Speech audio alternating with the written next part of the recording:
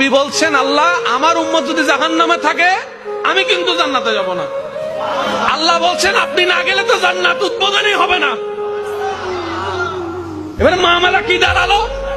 আল্লাহ পাক বলে যে আমি তাহকামুল হাকিমিন নিজেকে বলেছি, বিচার না করলেও তো জিনিসটা সুন্দর হয় না। ও নবী একটা কাজ করেন, ওয়ালা সাউফা ইউতিকা রাব্বুকা ফাতারদাত, আমি কাউকে বলি নাই, আপনাকে না বলেছি।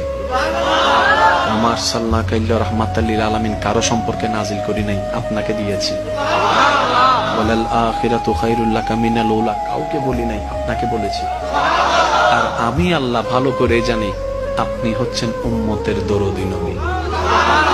আপনি নিজের জন্য কাঁদেন নাই, সন্তানের জন্য কাঁদেন নাই, পরিবারের জন্য কাঁদেন নাই, নাতির জন্য কাঁদেন নাই, যত কেঁদেছেন জীবনে সবকিছু উম্মতের জন্য।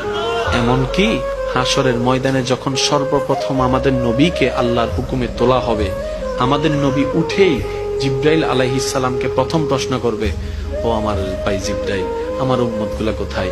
আইনা উম্মতি, আইনা উম্মতি, আমার উম্মত কোথায়, আমার উম্মত কোথায়, আমার উম্মত কোথায়? আমি উঠার আগেই নাকি আমার উম্মতকে জাহান্নামে দিয়ে দিয়েছো নাকি? কোনো আমার উম্মত কোনো জাহান্নামে চলে গেছে নাকি?